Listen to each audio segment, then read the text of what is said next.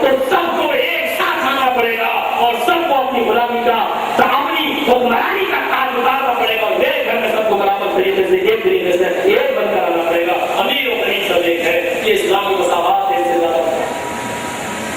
حضرت سلمان فارسی جب اسلام لائے تو ان کے باپ نے ان کو گھر سے نکال دیا. جب ان کو گھر سے نکالا تو ساتھ میں یہ بھی کر دیا تھا کہ سلمان، اور یہ رحمت اللہ علیہ آپ کی لائبریری میں رکھی ہوئی ہے، میرے بھائیوں کہا تو سلمان آج کے بعد تو میرا بیٹا نہیں اور اپنے نام کے آگے میرا نام مت لگانا. میری بندیت ختم. سلمان کے بعد اپنے باپ کا نام لینا تو میرا نام مت لینا. میں نے اپنی بندیت سے تجھے بے دخل کر دیا ہے. کافروں نے مذاق اڑایا.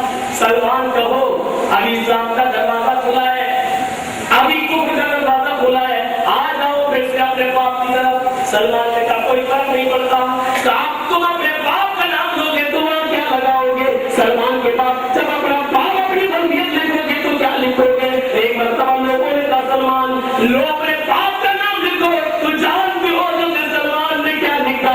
سلمان ابن اسلام ابن اسلام ابن اسلام ابن اسلام. سمجھنا پڑتا 70 مرتبہ نکالا. سلمان تیرا باپ اسلام ہے، تیرا باپ اسلام ہے، تیرا باپ اسلام ہے، تیرا باپ اسلام ہے، تیرا باپ اسلام ہے. میرے بھائیوں اسلام کسی کو بھی یار مددگار نہیں چھوڑتا ہے.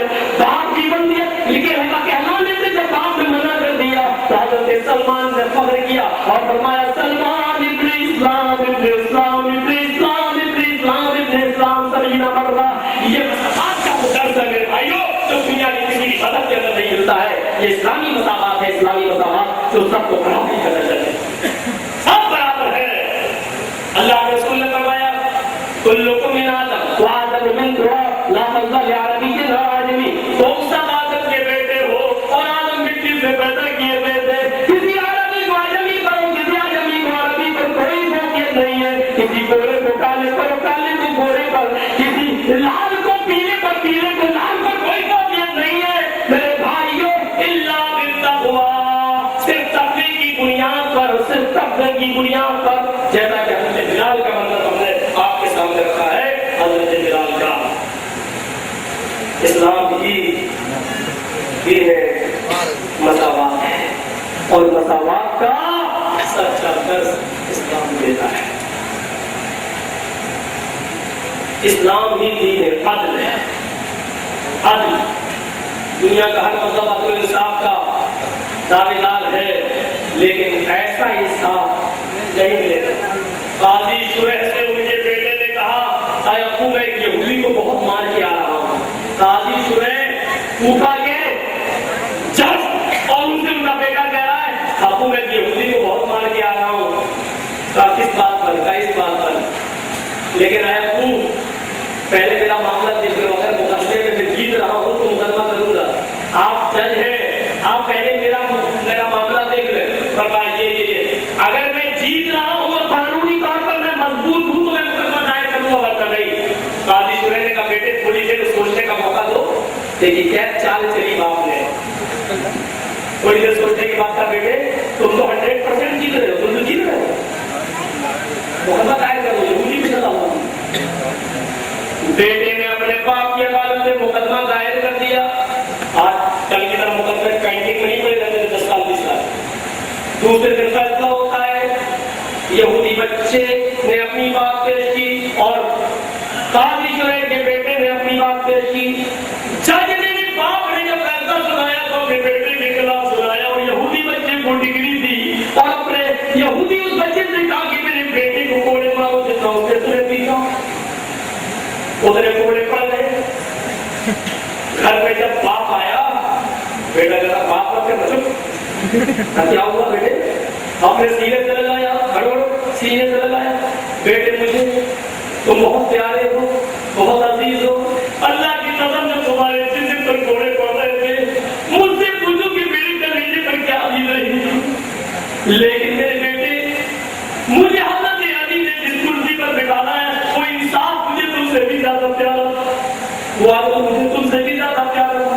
کہا ابو میں مقدمہ دائر نہیں کر رہا تھا، میں نے یہ کہہ دیا تھا کہ اگر میں جیت رہا ہوں تو بتائیے. فرمایا بیٹے تم مقدمہ دائر کرتے نہیں اور یہودی اس ڈر سے کہ اس کا باپ جج ہے وہ فیصلہ وہ بیچارہ اپنے انصاف کے لیے میری عدالت میں آتا نہیں.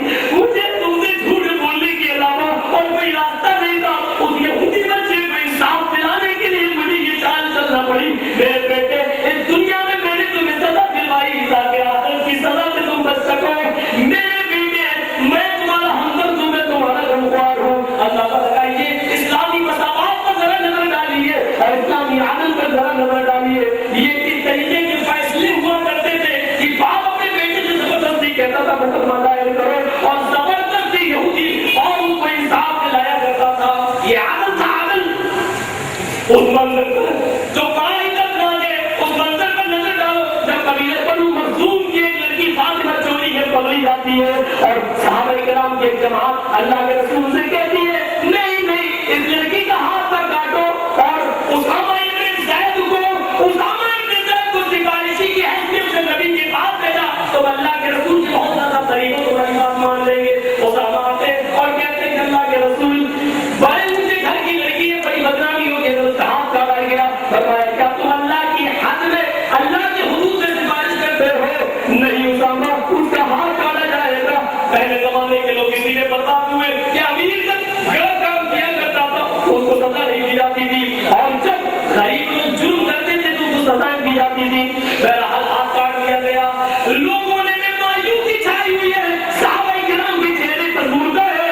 فرمایا اللہ کے رسول ہاتھ تو کاٹ دیا, انسان تو مل گیا, لیکن عزت کیسے ملے گی؟ لوگ کیا کہیں گے امیروں کو بھی نہیں بخشا جاتا. تو اللہ کے نبی نے فرمایا تم انصاف عزت کی بات کرتے ہو, سنو غور سے. یہ تو قبیلہ بنو مخزوم کی لڑکی فاطمہ تھی جس کا ہاتھ میں نے کاٹنے کا حکم دیا. واللہ لو ان فاطمہ بنت محمد سرقت لقطعت یدها. اگر آج فاطمہ کی جگہ پر میری اپنی بیٹی فاطمہ ہوتی, میرا اپنا لفظ جگر ہوتا, میری اپنی بیٹی فاطمہ ہوتی تو میں اس کا بھی ہاتھ نکالتا, میں اس کا بھی ہاتھ قطع کر دیتا, کاٹ دیتا, اور مجھے کوئی نہیں روکا تھا. اور اس بات کو آپ نے حج باللہ کے ساتھ پیش کیا. واللہ اللہ کی قسم میں اپنی بیٹی کا بھی ہاتھ کاٹا ہوتا. اللہ میرے نبی اگر بغیر قسم کے بھی کوئی بات کہیں تو ہمارے لیے اس پر بھی ایمان لانا ضروری ہے, اور جس بات کو میرے نبی قسم کے ذریعے کہے تو اس کا ہمارا کتنا سچا ایمان ہونا چاہیے. اور ایسا نہیں کہ فاطمہ نے چوری کی نہیں تھی کہ آپ نے ایسا کہہ دیا کہ اگر میری بیٹی فاطمہ بھی چوری کرتی تو اس کا بھی ہاتھ کاٹ ڈالتا. تاریخ کے صفحات میں بھی وہ منظر وہ واقعہ نقش ہے جہاں آپ نے اپنے رشتے داروں کے ساتھ بھی پورا پورا انصاف کیا ہے. آئیے دو منظر میں آپ کو دکھاتا ہوں. جنگ بدر جو اسلامی پہلی لڑائی تھی, اور جس جنگ کے اندر مسلمانوں کی تعداد بہت کم تھی اور کافروں کی تعداد بہت زیادہ, 313 اور 1000, لیکن اس میں کامیابی بہت بڑی ہوئی اللہ کے رسول کو. اتنی 14 صحابہ صرف شہید ہوئے, لیکن کافروں کے 70 لوگ مارے گئے اور 70 ہی گرفتار کر کے لائے گئے. اللہ کے نبی کے پاس جب 70 کافر گرفتار کر کے لائے گئے کہا کیا کروں؟ اللہ کے نبی نے کہا 70 کے پیروں میں بیڑیاں ڈال دو, قید کر دو, قید کر کے ڈال دیا, بیڑیاں ڈال دی. آپ جانتے ہیں اور میں جانتے ہوں تو سنیے, ان 70 قیدیوں میں 2 رشتے دار آپ کے بھی تھے. ایک تو آپ کے چچا عباس, جنگ بدر کے 70 قیدیوں میں یہ بھی تھے, اور یہ کافروں کا ساتھ دے رہے تھے اس جنگ بدر میں, کافروں کا ساتھ قید کر دیے گئے, بیڑیاں ڈال دی گئی. اور ایک اور رشتے دار نبی کا جو گرفتار کر کے لایا گیا وہ کوئی اور نہیں تھا, وہ اللہ کے رسول کا داماد ابو لہب زینب کا شخص. اللہ کے نبی قیدیوں کا معائنہ کرنے نکلے, کھانا پینا ملا کے نہیں, ہیومن رائٹ اسلام نے دیا. انسانیت کے ساتھ قیدیوں کے ساتھ اچھا سلوک ہونا چاہیے. اگر گرفتار کر کے لائے گئے تو یہ گوانتانامو کے جیل کی طرح نہیں جو انسانیت کے تحفظ کے قانون بھی بناتے ہیں, اور قیدیوں کے ساتھ اتنا بہیمانہ سلوک کہ ایک قیدی پانی مانگ رہا پینے کے لیے. دیکھیے انٹرنیٹ پر تو امریکہ کا ایک فوجی اپنی پینٹ کی چین کھولتا ہے اور اس کے منہ پر پیشاب کر کے کہتا پی, تجھے یہی پانی ملے گا.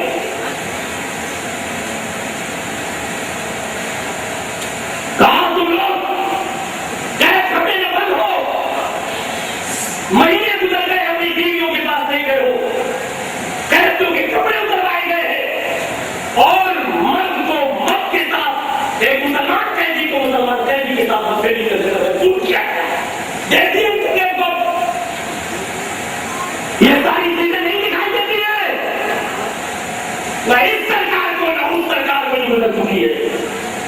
یہ حکومت کی آواز اٹھائے اور امریکہ کو ٹوکے کیجیے. قیدیوں کے ساتھ ناروا سلوک ہے اور اس سے بھی بدتر سلوک یہ کیا گیا کہ گوانتانامو کے جیل کے اندر قرآن کے کاغذ پھاڑے گئے اور امریکہ کی ناپاک سوچ نے لیٹرین کر کے اپنی گندگی کو اسی کاغذ سے صاف کر کے اسی قرآن کے اوراق سے صاف کر کے اور اپنی لیٹرین اسی قرآن کے کاغذ میں بھر کر اس کو لیٹرین کے اندر پھینک دیا. یہ کون سا مذہب اس کی اجازت دیتا ہے؟ کون سا مذہب ایسا سلوک کرنے کی اجازت دیتا ہے؟ میرے پیارے ساتھیوں ذرا تصور کرو کہ اسلام کی نہاد ہے. اللہ کے رسول قیدیوں کا معائنہ کرنے گئے, ایک ایک کر کے سب کو دیکھا. آپ کی نظر عباس کے اوپر پڑ گئی. حضرت عباس بوڑھے ہونے کی وجہ سے پیروں میں بیڑیاں پڑی ہوئی تھی, اس کی پیر پھیلانے میں ان کو دقت ہو رہی تھی. حضرت عباس جب پیر پھیلاتے تھے تو رونے لگتے تھے, چیختے تھے. اللہ کے رسول نے اپنے چچا کو روتے ہوئے دیکھا تو آپ کی آنکھوں میں بھی آنسو آ گئے. فرد محبت کے آپ کی آنکھوں میں بھی آنسو آ گئے, لیکن پیروں کی بیڑیوں کو ڈھیلا نہیں کیا. آپ آگے چلے گئے اور اپنے کہنے کے اندر چلے گئے. صحابہ کی نظر پڑ گئی محمد رسول اللہ کی آنکھوں میں آنسو ہے.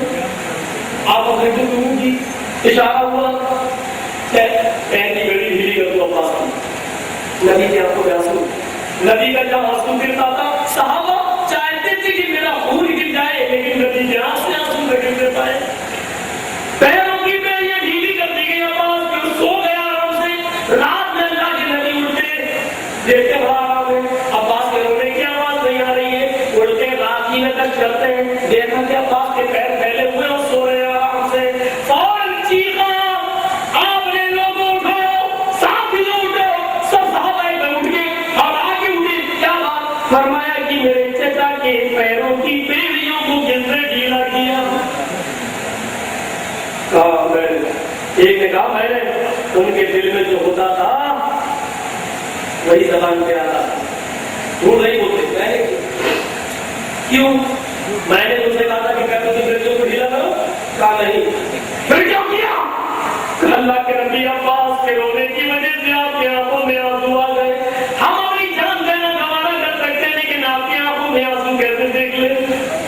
آپ نے فرمایا آنسو کیوں آئے جانتے ہو؟ نہیں. فرمایا اِنَّا عَبَّاسَ سِنْوَابِي, میں جب پیدا ہوا تو میں نے اپنے باپ کو نہیں دیکھا, اور جس نے باپ کو نہ دیکھا اس کے لیے چچا ہی باپ ہوتا ہے. لوگوں عباس میرے چچا نہیں, میرے باپ کے درجے میں ہے. عباس کی محبت میرے دل میں, وہ روتے تھے تو میں بھی رو دیتا تھا. تکلیف ہوتی ہے, فرد محبت میں آنسو آتے, لیکن اس کا مطلب یہ نہیں ہے کہ تم انصاف کا مرڈر کرو گے, انصاف کا خون کرو گے. اللہ کے رسول رہنے دیجیے. آپ نے کہا ایک شرط پر, اللہ کے رسول عباس کی پیروں کی بیڑیاں ڈھیلی رہنے دیجیے تاکہ آپ کو رات میں نیند آ جائے. آپ نے فرمایا ایک شرط پر. فرمایا کیا؟ رحمت للعالمین کی زبان سے کیا جملے نکلے؟ فَفَعَلُوا كُلُّهُمْ سَارًا. اگر یہ چاہتے ہو کہ میرے پیروں کی بیڑیاں عباس کی ڈھیلی رہے تو سنو, یہ پھر سارے کافروں کی پیروں کی بیڑیوں کو بھی ڈھیلا کرنا پڑے گا. میں اپنے چچا کے ساتھ بے انصافی نہیں ہونے دوں گا, قیدیوں کے ساتھ نا انصافی نہیں ہونے دوں گا. اگر میرے چچا کے پیروں کی بیڑیوں کو ڈھیلا کیا تو یہ سب کے ساتھ کرو. صاحب آپ اپنے کہنے لگے کیا کروں, سب کے ساتھ کروں. ایک مجرموں کو تو سزا ملنی چاہیے, لیکن عباس آپس میں سلام مشورہ ہوا. آپ نے فرمایا سنو, اگر عباس کے سارے لوگوں کی پیروں کی بیڑیاں ڈھیلی نہیں کر سکتے ہو تو آپ جانے لگے اور کہنے لگے میرے چچا کی بیڑیوں کو بھی ٹائٹ کر دو. بے انصافی کسی کے ساتھ نہیں ہونی چاہیے. آخرکار لوگوں نے نبی کو آرام سے سلانے کے لیے جانتے تھے کہ رحمت للعالمین ہے, آپ کا دل یہ چاہتا ہے کہ سب کے ساتھ انصاف ہو اور سب کو آرام سے نیند آ جائے. اس لیے اللہ کے رسول کا اشارہ کر کے صحابہ ایک کو سزا دینے کے لیے نہیں, ایک کو آرام پہنچانے کے چکر میں انہوں نے سب کو پھر آرام پہنچایا اور سارے کافروں کے پیروں کی بیڑیاں ڈھیلی کر دی گئی تاکہ نبی اکرم کو آرام سے نیند آ جائے. میرے بھائیوں, آپ نے ایسا صرف زبانی نہیں کہا بلکہ کرتے. اب پھر مشورہ ہوتا ہے کیا کیا جائے. اتنا مال نہیں ہے پیسہ کے سب کو تک کھلایا جائے، کیا کروں؟ دیکھیے قیدیوں کے ساتھ رحم کرم کا معاملہ، آپ نے کہا ان کو کھلایا پلایا تو نہیں جا سکتا، ہمارے پاس خود نہیں کھانے کو پھر کو کہاں سے کھلائیں گے، اور قیدی ہے تو کھلانے کی ذمہ داری ہے، اب بتاؤ کیا کیا جائے؟ کسی نے کہا قتل کر دو، کسی نے کہا یہ کر دو، کسی نے کہا جلا دو، کسی نے کہا کسی نے یہ بھی کہا چھوڑ دو۔ اللہ کے رسول صلی اللہ علیہ وسلم نے فرمایا چھوڑنے والی بات زیادہ پسند آ رہی ہے، رحمت للعالمین تھے، مشورہ ایک صحابی کا پسند آیا، فرمایا اس نے اللہ کے رسول ہمیں بھی جنگوں میں لڑنے کے لیے مال کی ضرورت ہے، اس لیے ایک کام کیا جائے ان مجرموں پر جرمانہ لگا دیا جائے، مال دنیا اتنا مال لاؤ، اتنا جرمانہ لاؤ، رکھتا قیدی لے جاؤ۔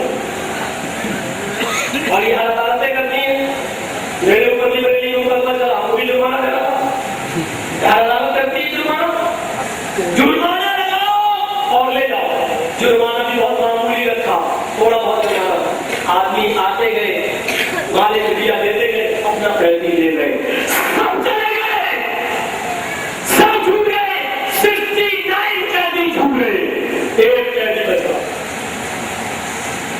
اس کے گھر والوں کے پاس اتنا بھی مال نہیں تھا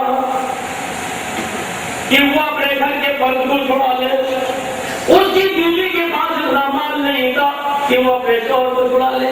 اور جانتے ہو میڈیا والے ذرا توجہ دیں، لوگوں ذرا غور سے سننا، عدل دیکھیے، عدل 69 چھوٹ گئے، ایک بچا جس کے گھر میں ماں باپ کے پاس بیوی بچوں کے پاس اتنا نہیں تھا کہ وہ کچھ دے کر اس کو چھڑا سکے، اور جو بچ گیا وہ کون تھا؟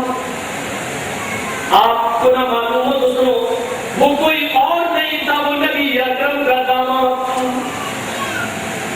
ابو لہب، زینب کا شوہر۔ آپ نے کہا غلام تمہیں چھوڑا نہیں جائے گا جب تک کہ تمہارے گھر سے مالک لیا نہ آئے گا، انصاف سب کے ساتھ برابر۔ جب بیوی کو پتہ چلا زینب کو کوئی مال نہیں تھا، انہوں نے اپنے گلے سے وہ ہار اتارا، جو ہار حضرت خدیجہ نے حضرت زینب کی نکاح کے موقع پر اپنے گلے سے اتار کر اپنی بیٹی کے گلے میں ڈال دیا۔ اے زینب تم رخصت ہو رہی ہو، تم میرے گھر سے جدا ہو رہی ہو، میں نے تمہیں کچھ نہیں دیا ہے، میرے پاس یہی ایک نشانی ہے، تمہارے ابو یعنی محمد رسول اللہ صلی اللہ علیہ وسلم یہی ہار گلے میں میرا دل کرتے ہیں، مجھے پیار کرتے ہیں، مجھ سے محبت کرتے ہیں، اور اس کے ہار کو ٹٹولتے اور گلے میں اس کے ہار کو تلاش کرتے ہیں۔ وہ ہار اتارا حضرت خدیجہ نے، اور نکاح کے موقع پر وہ ہار اپنی بیٹی زینب کو دے دیا۔ حضرت زینب نے بھی وہ ہار اتارا، وہ ہار، اور اپنے پیغمبر کو بلائے کھلاؤ، اور اپنے پیغمبر سے کہا یہ ہار میری ماں کی نشانی تھی، یہ میری ماں نے مجھے دیا تھا، میرے پاس اپنے شوہر کو چھڑانے کے لیے کچھ نہیں، تم اپنے بھائی کو چھڑانے کے لیے، میرے شوہر کو چھڑانے کے لیے ہار دے جاؤ، اور میرے ابو سے کہنا آپ کی بیٹی نے یہ ہار دیا ہے، اس ہار کے علاوہ آپ کی بیٹی کے پاس اور کچھ نہیں ہے، اس ہار کے علاوہ کچھ نہیں ہے، اس ہار کے بدلے میں اگر آپ میرے شوہر کو چھوڑنا چاہیں تو چھوڑ دیجیے۔ زینب کا دیور ابو لہب کا چھوٹا بھائی اس ہار کو لے کر آیا، رومال میں بندھا ہوا تھا وہ ہار، پورا واقعہ درمیان پڑ رہا ہے تو سیرت نبی اللہ شام کی پڑھیے، رسول رحمت اللہ آزاد کی گئی ہے، اور پوری تفصیل کے ساتھ دیکھنا ہے اس واقعے کو، تو ذات معاذ اللہ میں ابن قیم کی دیکھیے، میرے پیارے ساتھیوں اندازہ لگائیے، زینب کا دیور وہ ہار رومال میں رکھ کے آیا، آپ صحابہ کے بیچ میں بیٹھے ہوئے تھے، آپ نے زینب کے دیور سے کہا اگر تم اس حیثیت سے آئے ہو کہ زینب کے دیور ہو اور یہ میرے داماد ہے، اور یہ چاہتے ہو کہ میں اپنے داماد کو اس لیے چھوڑ دوں کہ تم اس کے بھائی ہو، زینب کا یہ شوہر ہے، تو بھول جاؤ، محمد سب کچھ گوارا کر سکتے ہیں، لیکن بے انصافی اور بے عدلی گوارا نہیں کر سکتے، جب تک مال نہیں لاؤ گے جتنا سب سے لیا گیا ہے اتنا تم سے بھی لیا جائے گا، ورنہ تمہارا بھائی اسی جگہ پر قید رہے گا۔ اس نے کہا اللہ کے رسول مال تو لایا ہوں، لیکن شرط یہ دیکھنا یہ کہ آپ اس کو لیتے یا نہیں لیتے۔ آپ نے کہا کیا ہے؟ اس نے رومال نکالا، آپ نے کہا رومال میں کیا ہے؟ اس نے رومال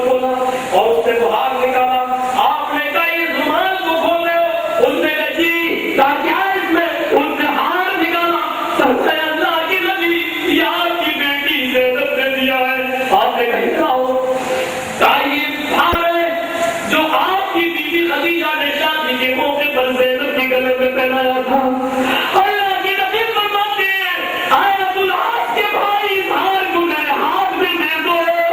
10 سے گزر گئی, اظہار کو میں نے نہیں دیکھا. اور جب اللہ کے رسول نے وہ ہار لیا اپنے ہاتھ میں تو حسن سنا دے خدیجہ کی یاد میں آپ توڑنے لگے, مڑ کے بسمل کی طرح آپ توڑنے لگے. اور اس نے ابھی کہنا بند نہیں کیا, کہنے لگا آپ کی بیٹی زینب کہہ رہی ہے اظہار کے علاوہ میرے پاس کوئی دوسری چیز نہیں